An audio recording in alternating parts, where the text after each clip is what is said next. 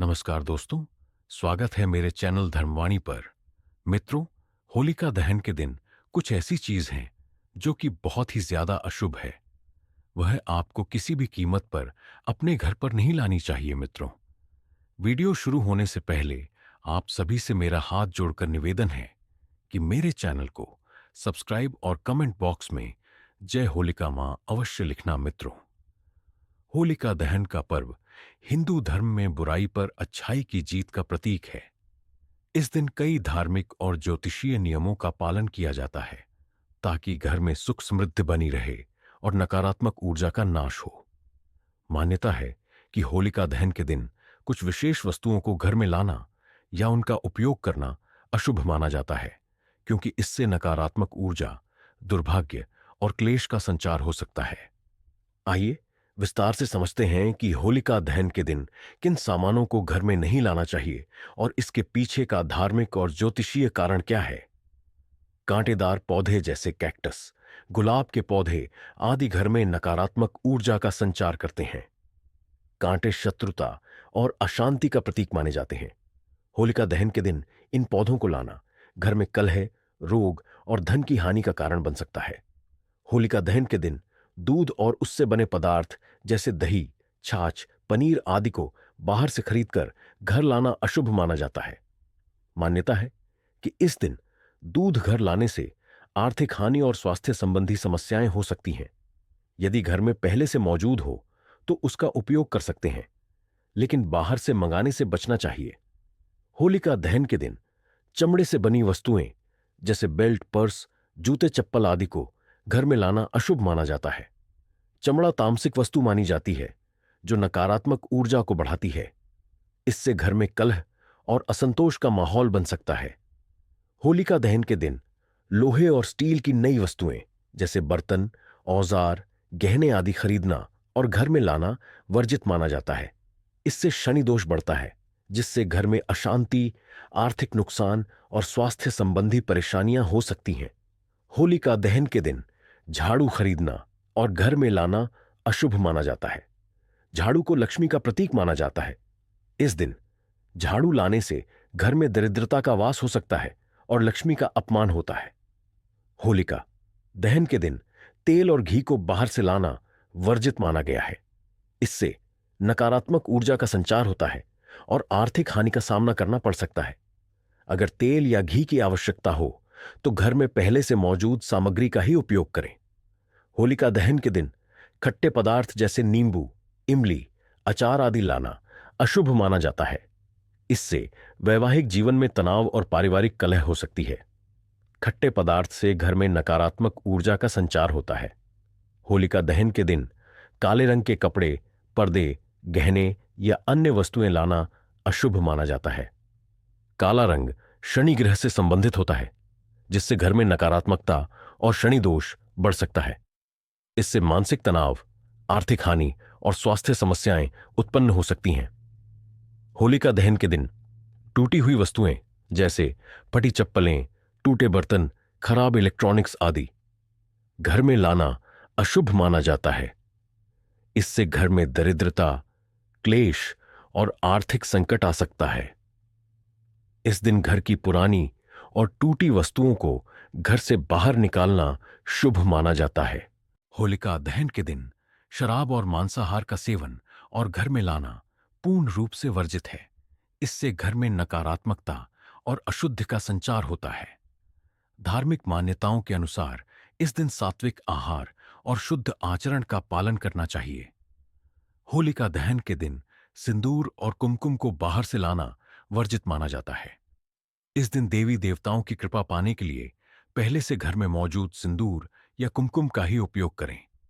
इससे वैवाहिक जीवन में तनाव आ सकता है।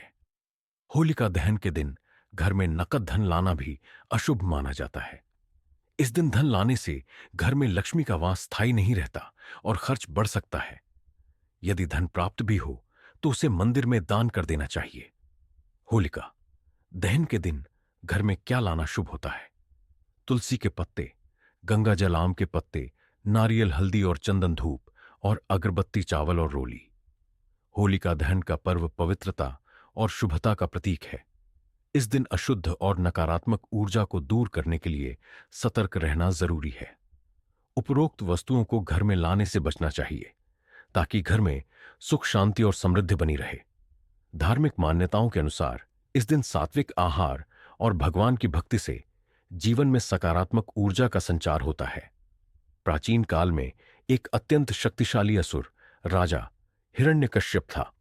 उसे ब्रह्मा जी से वरदान प्राप्त हुआ था कि न वह किसी मनुष्य द्वारा मारा जाएगा, न किसी पशु द्वारा, न वह दिन में मरेगा न रात में, न वह पृथ्वी पर मरेगा न आकाश में, न वह किसी अस्त्र से मरेगा न शस्त्र से, न वह घर के भीतर मरेगा न घर के बाहर। इस वरदान के कारण हिरण्यकश्यप अत्यंत अहंकारी और अत्याचारी हो गया। उसने स्वयं को ईश्वर मान लिया और अपने राज्य में यह आदेश दिया कि सभी लोग केवल उसकी पूजा करें। यदि कोई भगवान विष्णु या किसी अन्य देवता की पूजा करेगा तो उसे मृत्युदंड दिया जाएगा। हिरण्यकश्यप का एक पुत्र था प्रहलाद, जो भगवान विष्णु का परम भक्त था। प्रहलाद ने बचपन से ही भगवान विष्णु की भक्ति शुरू कर दी थी। हिरण्यकश्यप ने उसे कई बार समझाया कि वह विष्णु की भक्ति छोड़ दे और केवल उसकी पूजा करे, लेकिन प्रहलाद ने कहा, भगवान विष्णु ही इस सृष्टि के स्वामी हैं और उनकी भक्ति ही मेरे जीवन का लक्ष्य है। हिरण्यकश्यप ने प्रहलाद को मारने के लिए कई प्रयास किए। 1. प्रहलाद को ऊंचाई से गिरवाया गया। 2. विष खिलाया गया। 3. उसे जंगली जानवरों के सामने डाला गया। 4. तलवार से मारने का प्रयास किया गया, लेकिन भगवान विष्णु की कृपा से हर बार प्रहलाद बच गया। हिरण्यकश्यप की बहन होलिका को यह वरदान प्राप्त था कि वह अग्नि में नहीं जलेगी।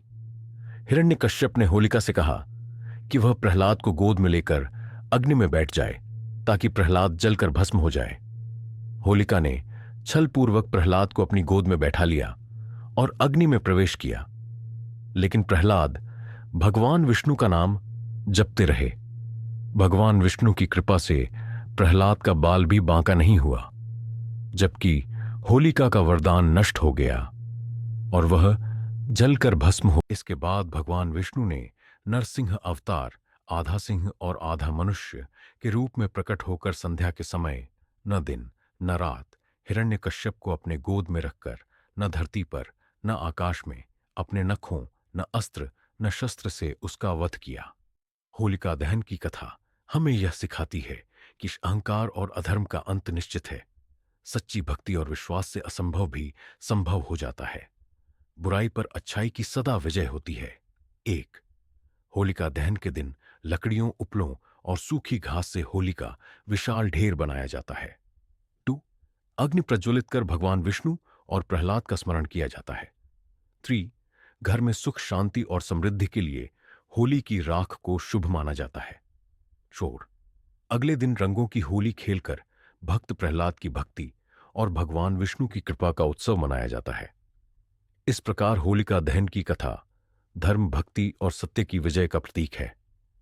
होलिका दहन के दिन महिलाओं को सूर्योदय के समय पवित्र नदी, तालाब या घर के स्नान घर में गंगा जल मिलाकर स्नान करना चाहिए।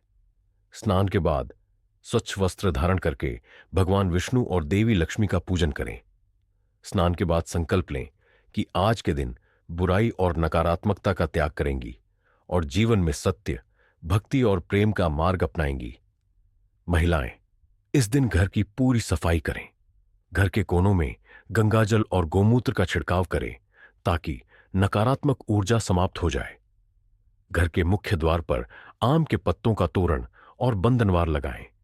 स्वास्तिक और ओम का चिन्ह बनाएं, जिससे सकारात्मक ऊर्जा का संचार हो। महिलाओं को होलिका पूजन के लिए निम्नलिखित सामग्री एकत्रित करनी चाहिए: कच्चा सूत, मौली रोली चावल हल्दी और कुमकुम साबुत हल्दी और चन्ना गोबर से बनी होलिका की प्रतिमा, गेहूं की बालियां और नारियल फूल और अक्षत, चावल, गुलाल और अबीर, कच्चा दूध और जल मिठाई, खासकर गुड़ से बनी चीजें।